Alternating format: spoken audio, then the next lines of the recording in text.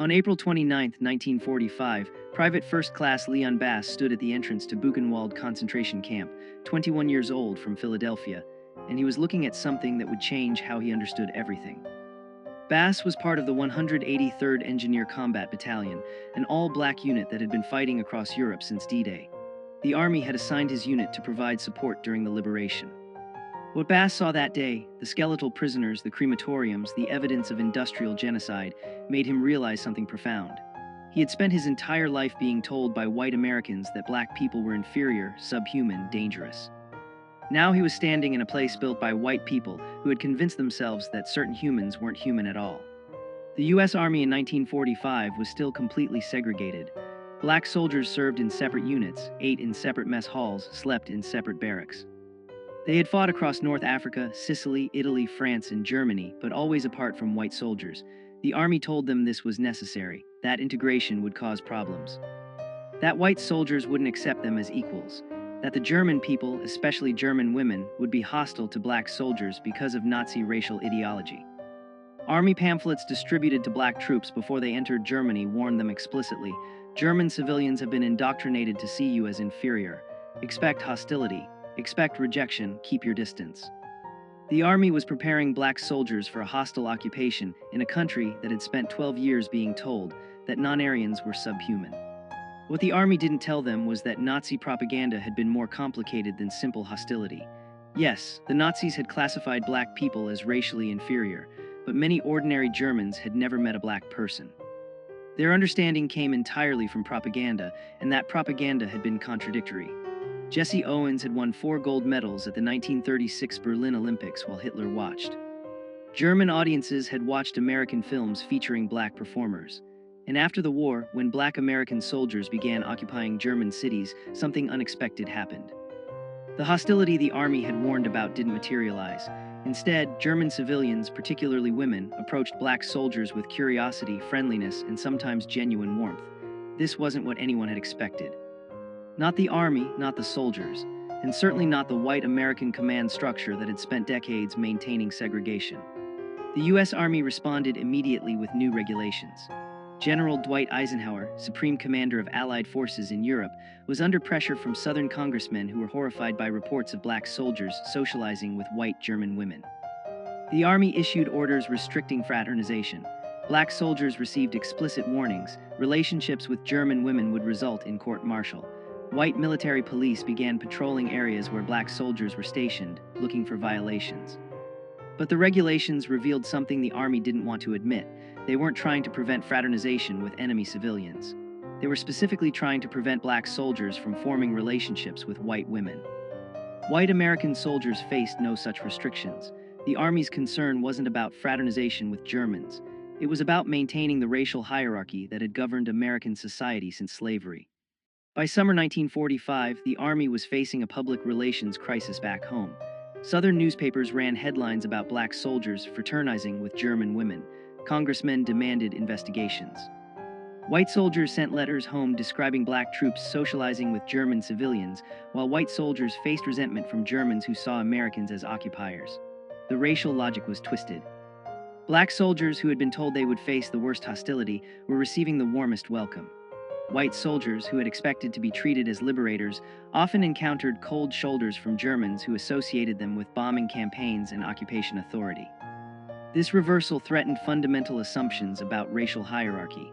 If black soldiers could be accepted, even welcomed by white Europeans, what did that say about American segregation? The Army's response was to double down on restrictions targeting black troops specifically. Despite the regulations, relationships continued to form. In Stuttgart, a black supply sergeant named William Johnson met a German woman named Hildegard while distributing rations to civilian population centers. In Frankfurt, a military policeman named Robert Townsend started teaching English to German refugees at a displaced persons center, where he met Elizabeth, a former schoolteacher. In Munich, a combat engineer named Thomas Green helped repair a bombed church where he encountered Maria, whose husband had died on the Eastern Front. These weren't illicit affairs or violations of orders. They were human beings meeting in the aftermath of catastrophe, finding common ground in shared experiences of loss and survival. But to the Army command structure and to American society, they represented a fundamental threat. Interracial relationships between black men and white women, the absolute taboo of American racial hierarchy. The Army began conducting investigations. Black soldiers who were seen regularly with German women were called in for questioning. Where had they met her? What was the nature of their relationship? Did they understand the regulations against fraternization? The interrogations were meant to intimidate, to remind black soldiers of their place in the hierarchy. But something interesting happened during these investigations. German women began defending the soldiers. When military police questioned Hildegard about her friendship with Sergeant Johnson, she told them plainly that he had been kind to her children, had helped repair her damaged apartment, and that she would continue to welcome him. The Army could court-martial soldiers. They had no authority over German civilians. The women knew this. Some had lost husbands and fathers in the war. Many had experienced violence during the Soviet advance. Black American soldiers, in contrast, had treated them with dignity. By August 1945, something remarkable was documented in Army reports. Black soldiers were receiving marriage proposals from German women, not one or two isolated cases, dozens. The Army Chaplain Corps was overwhelmed with requests for authorization to marry.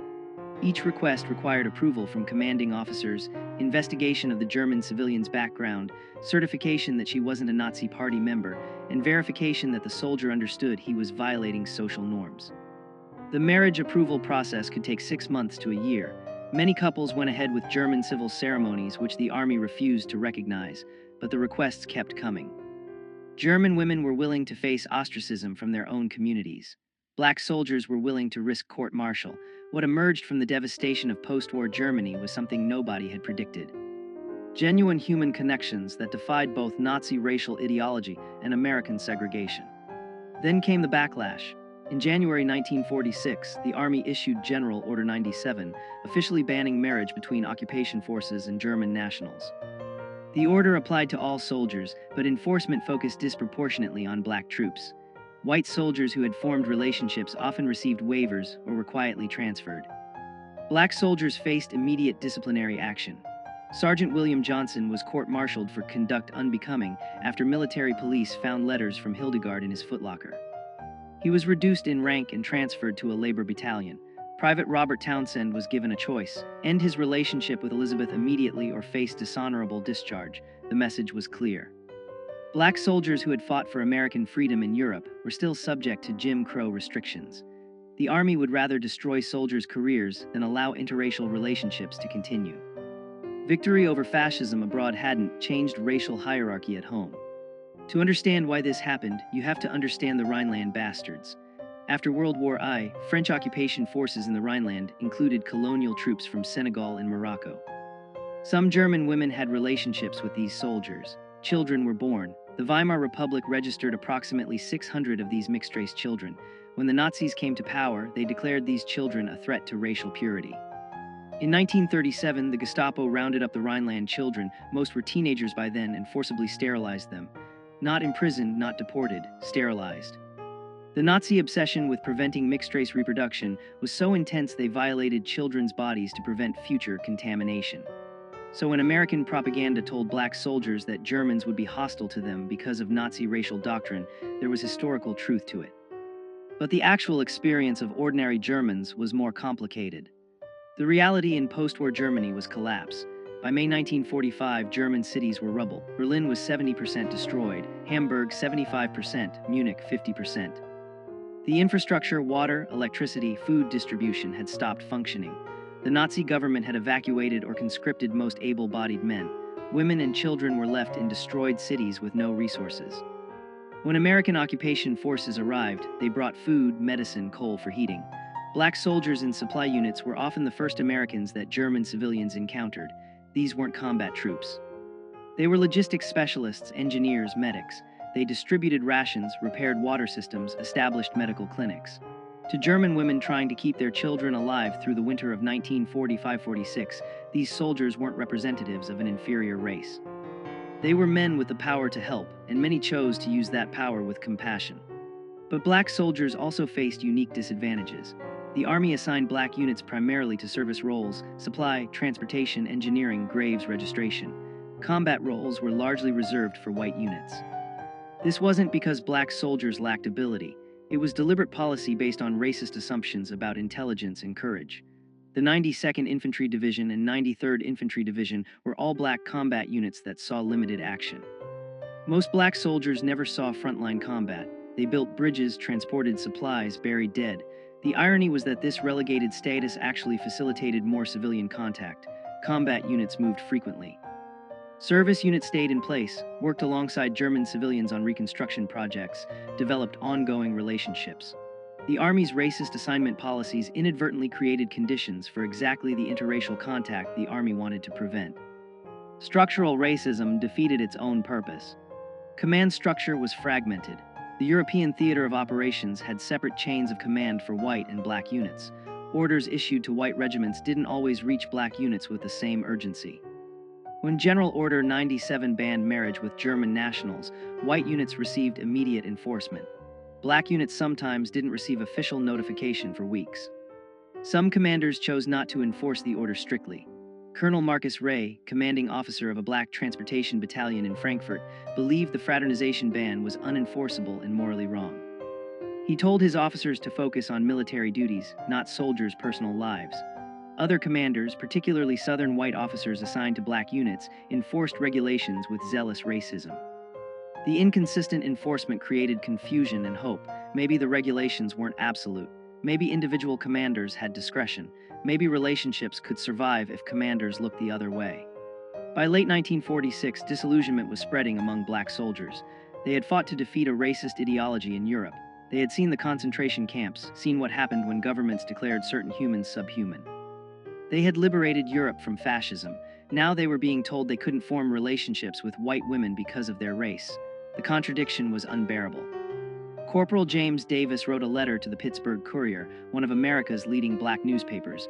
"We defeated Hitler's racism with guns. Now we face American racism with regulations." What did we fight for? The letter was published. The Army investigated Davis for undermining morale. He was transferred to a supply depot in France and told that speaking to the press without authorization was grounds for court-martial. The message to black soldiers was clear: keep quiet about the racism you experience or face consequences. The NAACP and other civil rights organizations pressured the Army to change policies. They argued that black soldiers had earned the right to marry whom they chose through their service. The Army's response was to form a committee to study the fraternization issue. The committee held hearings in Washington in March 1947.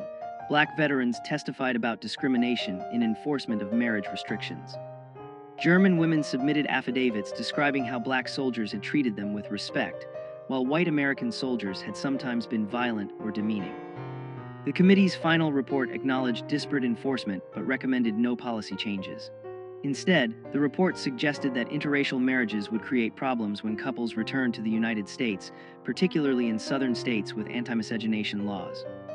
The Army's position was that preventing interracial marriages wasn't racism. It was protecting black soldiers from the racism they would face at home. For Sergeant William Johnson, the personal cost was devastating. After his court-martial and reduction in rank, he was transferred away from Stuttgart and Hildegard. The Army confiscated their correspondence. Johnson wasn't allowed to communicate with her. Hildegard didn't know where he had been sent. She wrote letters to the Army requesting information about his location. The letters were filed away unanswered. Johnson spent months not knowing if Hildegard believed he had abandoned her. He couldn't sleep, lost weight. His performance reviews noted lack of focus and apparent depression. An Army psychiatrist diagnosed him with anxiety reaction and recommended rest. But Johnson didn't need rest. He needed to be allowed to contact the woman he loved. The Army's position was that his emotional distress was self-inflicted. He had violated regulations, and these were the natural consequences. Then something unexpected emerged from Army records.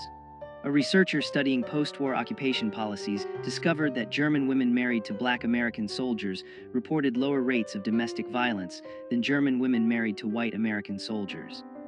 The data came from German civil police reports and medical records. Between 1945 and 1948, German authorities documented 847 cases of domestic violence involving American soldiers and German women. Of those, 89 involved black soldiers, approximately 10.5% of cases, but black soldiers represented 11% of American forces in Germany.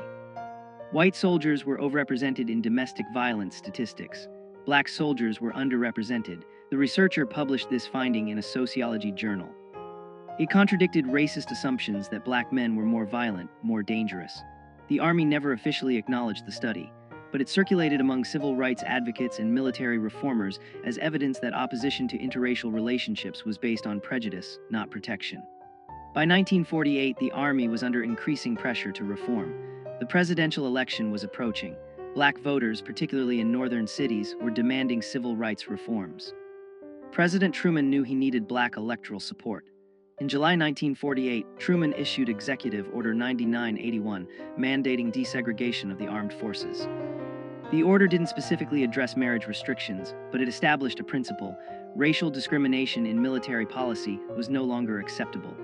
The Army began slowly processing marriage applications from black soldiers and German women that had been pending for years. Sergeant Johnson's application, filed in 1946, was finally approved in November 1948. By then, he hadn't seen Hildegard in over 2 years. He sent her a telegram. The response came 3 weeks later. She was still waiting. She had never stopped waiting. They were married in Stuttgart in January 1949, 3.5 years after they met. But success brought new problems. As marriages between black soldiers and German women became more common, American segregationists escalated their opposition. Southern congressmen introduced bills to ban military personnel from bringing foreign spouses to the United States if those marriages violated state anti-miscegenation laws. The bills didn't pass, but they revealed the extent of resistance. Some southern states refused to recognize marriages between black soldiers and white German women. When couples tried to settle in states like Mississippi or Alabama, they faced legal harassment, housing discrimination, employment barriers. The Army offered no support. Once a soldier was discharged, his marriage was his personal problem. Many couples chose to remain in Germany rather than face American racism. Others moved to northern cities, New York, Chicago, Philadelphia, where interracial couples faced less overt hostility but still encountered discrimination in housing and employment. The winter of 1948-49 was brutally cold in Germany. Coal shortages meant many buildings had no heat. Food rationing continued. The Berlin blockade had begun in June 1948, escalating tensions between American and Soviet forces. Germany was becoming the front line of the Cold War. Military families, including those in interracial marriages, faced both material hardship and geopolitical uncertainty. Would American forces remain in Germany? Would families be allowed to stay together? The uncertainty was compounded by practical challenges. Housing shortages meant married soldiers often couldn't find accommodation for their wives. The Army provided housing for officially recognized military families, but many interracial couples' marriages weren't recognized by all Army commands. Some couples lived in German civilian housing, separated from military support systems. Others lived in displaced persons camps. The physical and bureaucratic environment seemed designed to make these relationships fail. British occupation authorities had different policies than American forces. British Army regulations allowed marriage with German civilians with command approval, without racial restrictions.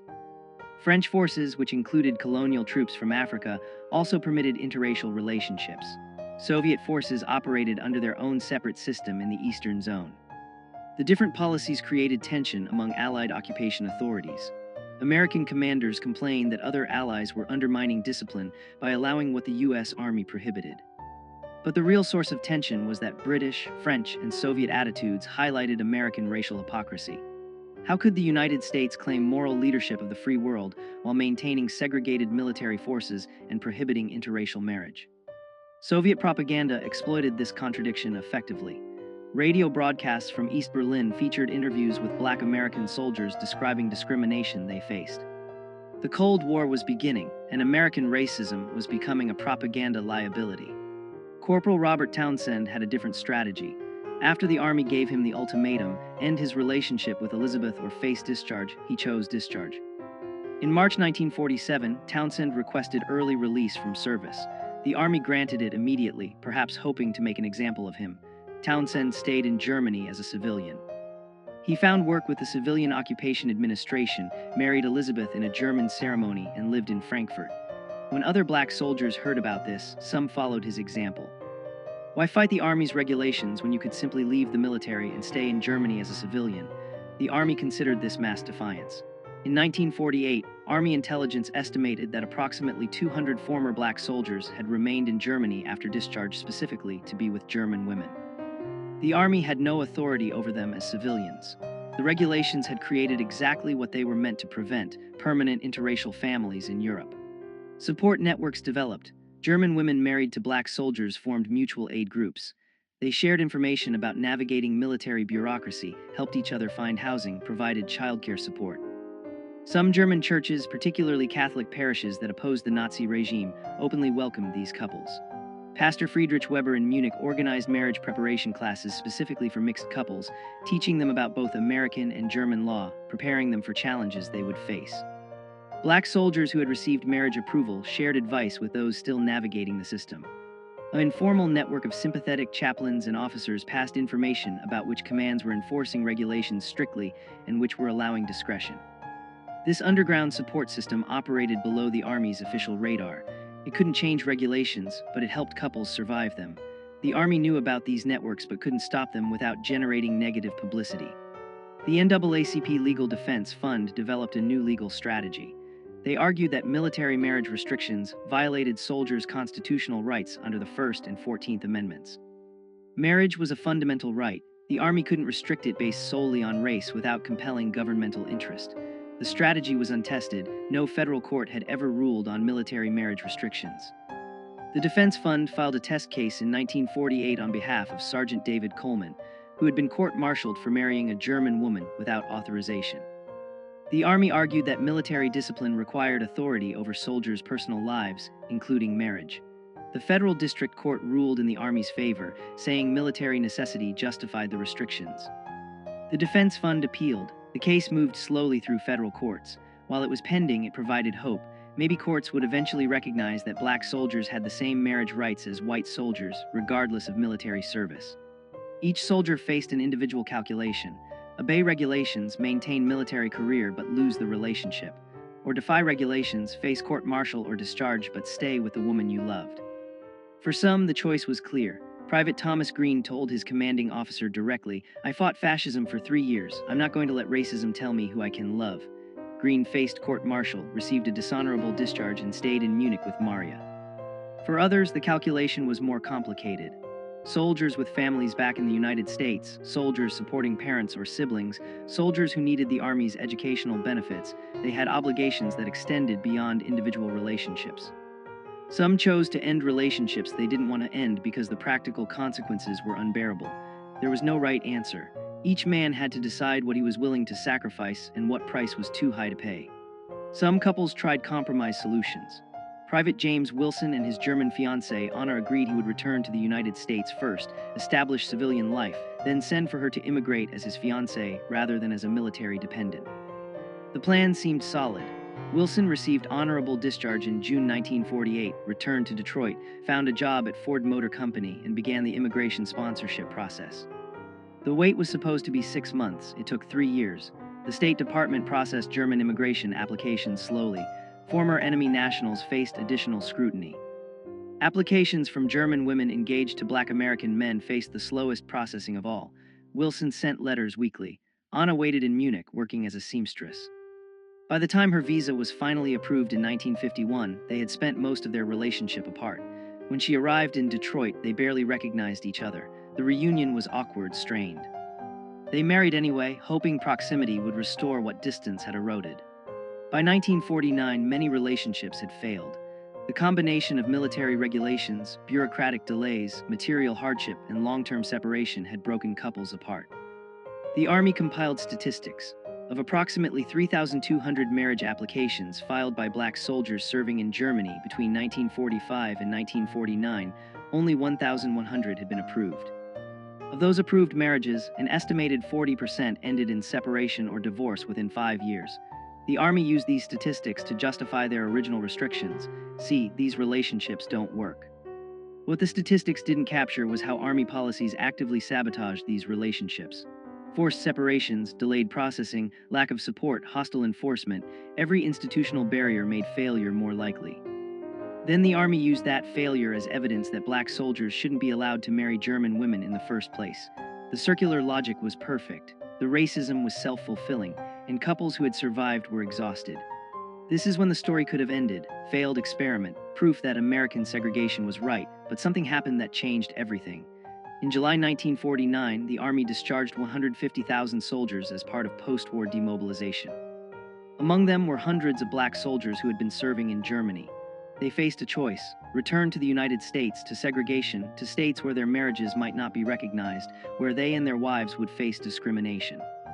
Or stay in Germany, where they were accepted, where their relationships were normal, where their children wouldn't grow up under Jim Crow. A remarkable number chose to stay. They became permanent residents of Germany, found civilian employment, built lives outside the American military system. The army couldn't stop them. They were no longer soldiers. They were free men making free choices.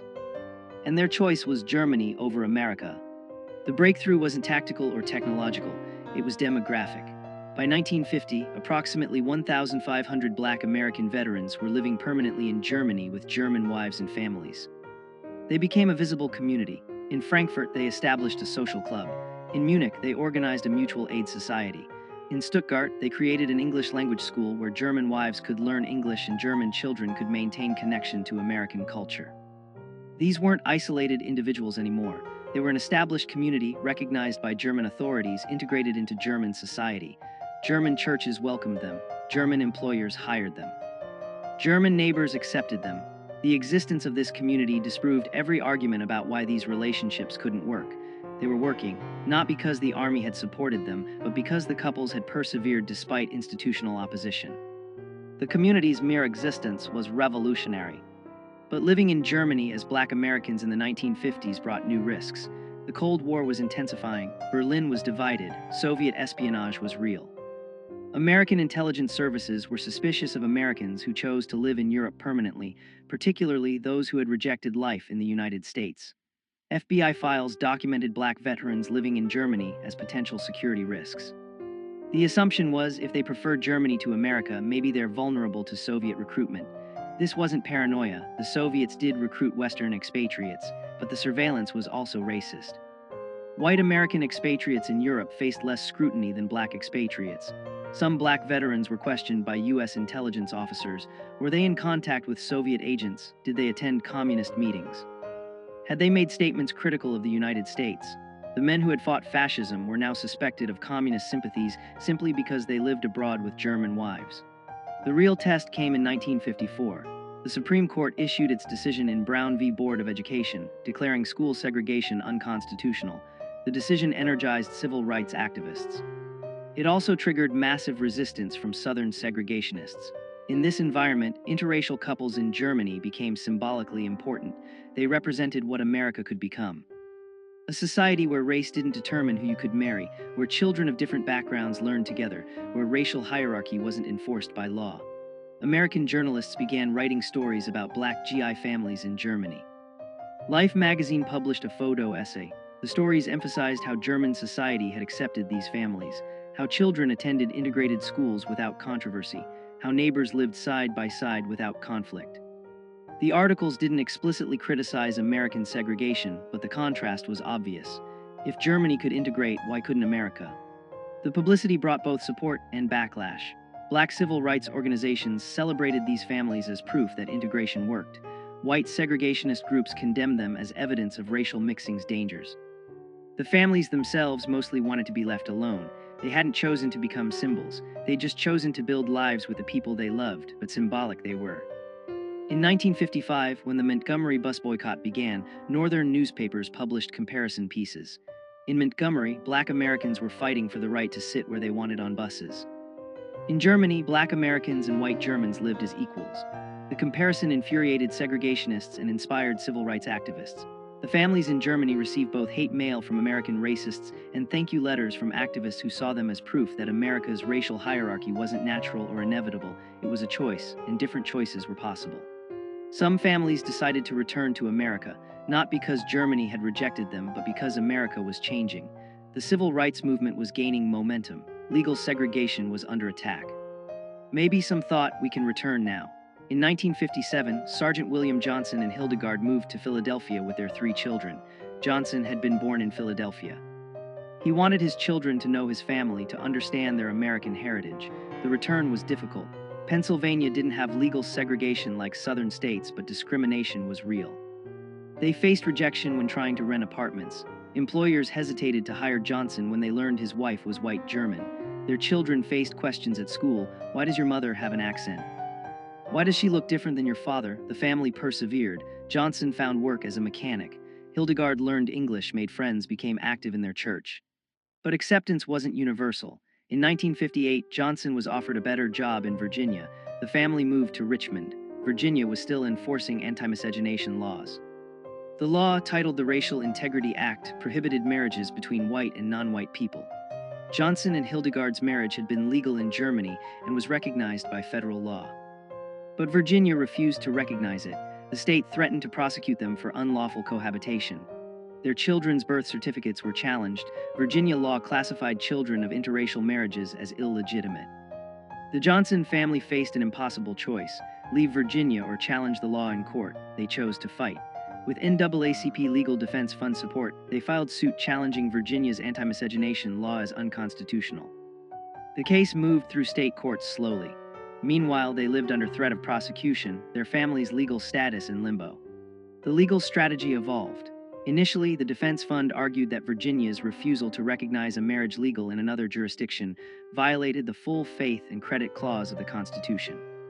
But Virginia courts rejected this argument. The marriage had occurred in Germany, not another U.S. state. The lawyers pivoted. They argued that Virginia's anti-miscegenation law violated the Equal Protection Clause of the 14th Amendment. The law discriminated based solely on race. It served no legitimate governmental purpose. It was fundamentally racism codified as law. The argument was straightforward but revolutionary. No federal court had ever struck down a state anti-miscegenation law as unconstitutional.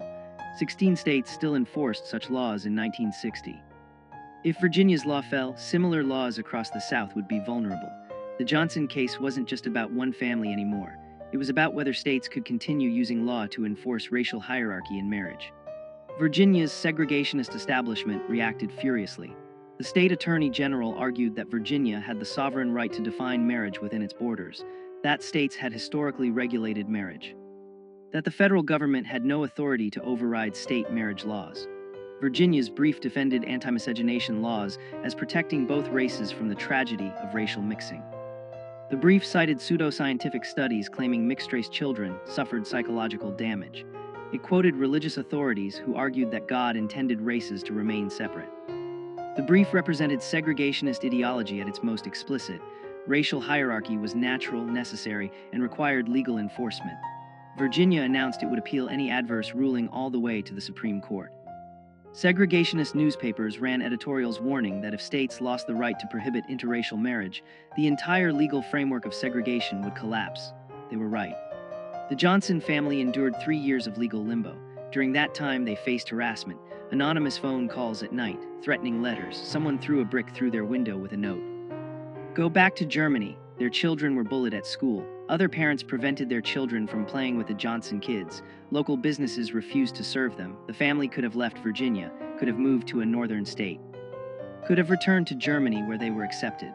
But Hildegard insisted on staying. She told a reporter, "We left Germany because we believed America was better. If we run away now, we prove the racists right. We stay and fight." Her determination was remarkable. A German woman who had experienced Nazi racism, then chose America, and was now fighting American racism to make America live up to its own stated values. She wasn't giving up on America. She was demanding America become what it claimed to be. The case nearly collapsed in 1961. The Virginia Supreme Court upheld the state's anti-miscegenation law. The justices ruled that states had traditional authority over marriage and that Virginia's law didn't violate the Constitution because it applied equally to both races. Neither white people nor black people could marry across racial lines. The logic was absurd. A law that prohibited interracial marriage was equal because it restricted everyone equally, but it was legally sophisticated absurdity. The Virginia court cited Pace v. Alabama, an 1883 Supreme Court decision that had upheld anti-miscegenation laws using exactly this reasoning. The decision seemed final. The NAACP Legal Defense Fund immediately appealed to the U.S. Supreme Court, but the Supreme Court had discretion about which cases to hear. If the court declined to hear the case, Virginia's ruling would stand. The Johnsons waited to learn if the Supreme Court would take their case. Then something unexpected happened. The Supreme Court accepted a different case challenging Virginia's anti-miscegenation law, Loving v. Virginia, filed by Richard and Mildred Loving, an interracial couple who had been arrested in 1958 for violating the same law Johnson was challenging. The Lovings' case was stronger procedurally. They had been criminally prosecuted, not just denied marriage recognition. The the Supreme Court consolidated several anti-miscegenation challenges, including the Johnson case, to be heard together. Oral arguments were scheduled for April 1967. The NAACP Legal Defense Fund, ACLU, and other civil rights organizations filed supporting briefs. The case had grown far beyond one family. 16 states with anti-miscegenation laws watched nervously. Civil rights organizations saw this as potentially the most significant Supreme Court case since Brown v. Board. The outcome would determine whether states could continue using law to enforce racial hierarchy in the most intimate realm of human life, marriage. On June 12, 1967, the Supreme Court issued its decision in Loving v. Virginia. Chief Justice Earl Warren wrote the unanimous opinion. The court held that Virginia's anti-miscegenation law violated both the Equal Protection Clause and the Due Process Clause of the 14th Amendment. Warren wrote, "Marriage is one of the basic civil rights of man, fundamental to our very existence and survival. To deny this fundamental freedom on so unsupportable a basis as racial classifications embodied in these statutes, depriving all the state's citizens of liberty without due process of law, violates the central meaning of the Equal Protection Clause." The decision was unequivocal. Anti-miscegenation laws were unconstitutional. 16 states' laws were instantly invalidated. Couples like the Johnsons, who had been fighting for recognition of their marriages, were suddenly vindicated. Interracial marriage was now a constitutional right nationwide. The decision's impact was immediate and profound. Couples who had been living in legal limbo were suddenly protected. Couples who had avoided certain states could now travel freely. Children whose legitimacy had been questioned were legally recognized. The Johnson family held a small celebration in their Richmond home. Hildegard cried, not from sadness but from relief. For 9 years since returning from Germany, they had lived under the threat of prosecution. Now that threat was gone. The Supreme Court had declared that their marriage was legitimate, that their family was legal, that their love was constitutionally protected. The victory belonged to the Lovings, whose names would forever be associated with the case. But it also belonged to the Johnsons and hundreds of other families who had fought for recognition, who had endured harassment, who had refused to accept that America could legislate love across racial lines. They had won. After the celebration ended, there was a strange quiet. The Johnsons sat in their living room that evening, not speaking much. The victory was real, but it couldn't erase the years of struggle. It couldn't undo the harassment, the threats, the brick through the window. It couldn't restore the relationships they'd lost, family members who had rejected them, friends who had abandoned them. The Supreme Court decision meant their marriage was legal. It didn't mean their neighbors suddenly accepted them. It didn't mean the discrimination ended, but something fundamental had shifted. The law was now on their side. Future interracial couples wouldn't have to fight the battles they'd fought. The silence that evening wasn't disappointment. It was exhaustion, relief, and recognition that their sacrifice had meaning beyond their own family. They had helped change America, even if America hadn't yet fully changed. In the years following Loving v. Virginia, interracial marriage rates increased gradually. In 1967, approximately 3% of marriages were interracial. By 1980, that number had risen to 7%. By 2000, it was 15%. The change was generational and geographic. Younger Americans were more accepting than older generations. Urban areas showed higher interracial marriage rates than rural areas, but the trend was consistent. The legal barriers' removal gradually reduced social stigma. The families who had pioneered interracial marriage in the 1940s and 50s watched this change with complex emotions. They were vindicated. Their relationships, once illegal, were now recognized, but they also knew how difficult their path had been. Many had lost family relationships, job opportunities, social standing. The younger generation marrying across racial lines didn't always understand what earlier pioneers had sacrificed, but that was the point. Progress meant future generations wouldn't need to fight the same battles. Stories about Black GI families in Germany continued to emerge. Historians began researching occupation-era relationships. Oral history projects interviewed couples who had met in post-war Germany. A pattern emerged. These relationships had succeeded despite institutional opposition, not because of institutional support. The couples who survived were those with exceptional determination, those who built support networks, those who were willing to sacrifice career advancement for personal relationships. Sociologists studying these families found something unexpected. Children from these families showed higher rates of cross-cultural competence, foreign language fluency, and international perspective than children from monoracial families. Growing up between cultures, between languages, between nations, gave these children unique advantages. What American racism had treated as a weakness, mixed racial heritage, was actually producing adaptive, resilient, culturally sophisticated individuals. The military families who returned to America brought this international perspective into American communities. The U.S. military never officially apologized for its discriminatory marriage policies, but institutional practices changed. By 1970, the military had abandoned race-specific marriage restrictions. Soldiers of any race could marry foreign nationals with command approval, regardless of racial matching. The approval process still existed. The military maintained authority over soldiers' personal lives, but race was no longer an explicit factor. In 1995, the Army published a historical study of race relations in the post-war occupation. The study acknowledged that marriage restrictions had been discriminatory and had damaged morale among black soldiers. The study stopped short of apologizing, but noted that policies based on racial assumptions rather than military necessity undermine the values American forces claim to defend. It was bureaucratic language, carefully hedged. But it was acknowledgement. The institution that had enforced segregation was admitting its policies had been wrong. By the 2000s, military interracial marriage was common and unremarkable.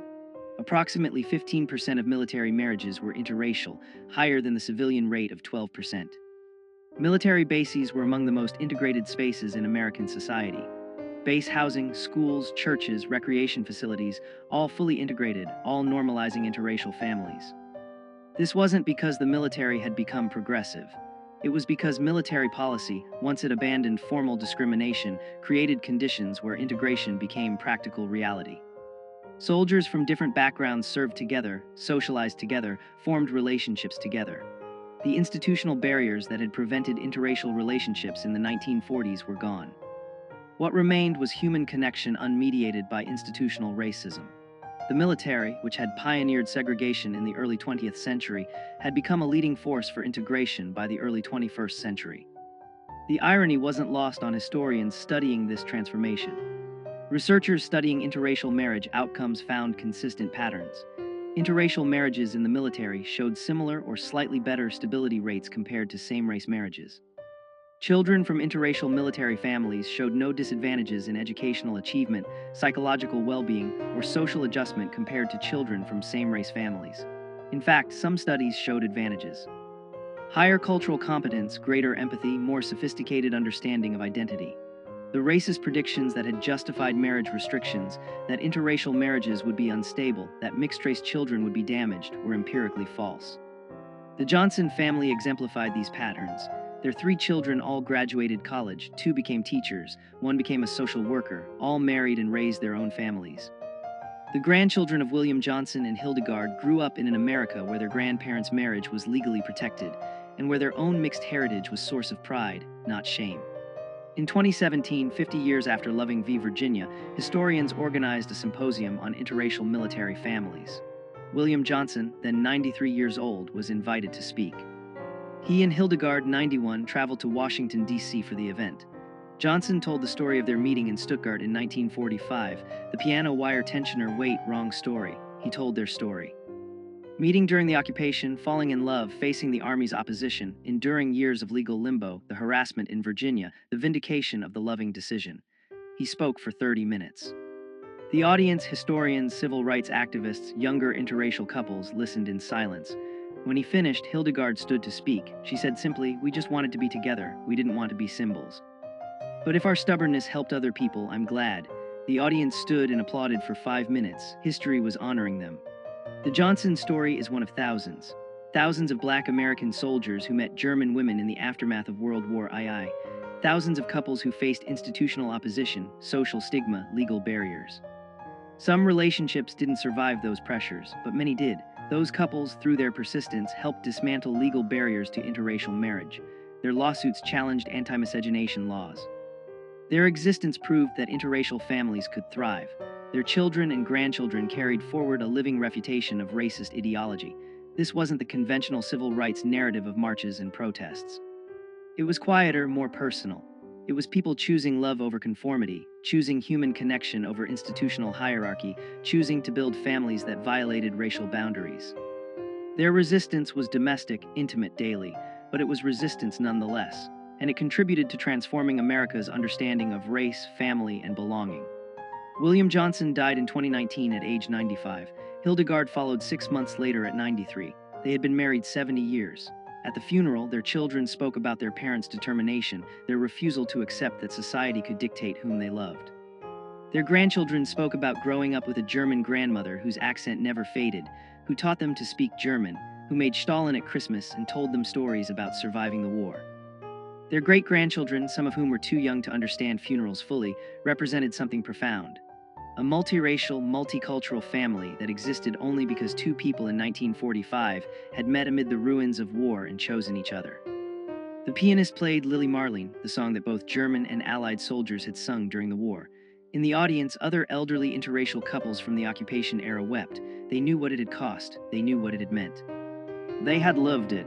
The story of Black American soldiers and German women in post-war Germany teaches us something essential about human connection and institutional power. Racism functions through institutions, laws, military regulations, social norms that enforce hierarchy and separation. But racism is ultimately a human creation, and humans can choose differently. The couples who defied military regulations and anti-miscegenation laws weren't heroes in the conventional sense. They were ordinary people who made a simple choice to be together, regardless of institutional opposition. Their choice was radical precisely because it was ordinary. They didn't seek to dismantle segregation through their relationships. They just wanted to build families, but in doing so and persisting despite opposition, they helped transform America, not through speeches or legislation primarily, but through lived example. They proved that the boundaries racism drew were artificial, arbitrary, and ultimately unable to contain human connection. When we look back at the 1940s and 50s, it's easy to see the racism clearly. Anti-miscegenation laws seem obviously unjust now, but in that era they were defended by legislators, judges, religious leaders, citizens who believed racial separation was natural and necessary. The couples who defied those laws faced real consequences: lost jobs, family rejection, legal prosecution, social ostracism. They persisted not knowing that future generations would view them as pioneers. They couldn't see 2025, couldn't know that interracial marriage would become common and legally protected. They acted on faith in their relationships, faith that their choice was right despite what society said. That faith was validated by history, but they didn't have history's validation when they needed courage. They had only their commitment to each other, and somehow that was enough. This is the story they didn't teach you in school. The story of Black American soldiers who were told they'd be unwanted in Germany, who found acceptance instead. The story of German women who had been told Black people were inferior, who chose Black American soldiers as husbands anyway. The story of couples who faced down both Nazi racial ideology and American segregation. The story of families that existed as living proof that racial hierarchy was a lie. Their story is American history. It's civil rights history, it's military history, it's German history, it's human history. If this forgotten story resonated with you, please like this video. Subscribe to hear more untold histories of courage and resistance. Leave a comment telling us where you're watching from and whether you've heard this story before. Thank you for listening to this history. Thank you for keeping these stories alive. And remember, the boundaries that divide us are never as strong as the connections that unite us.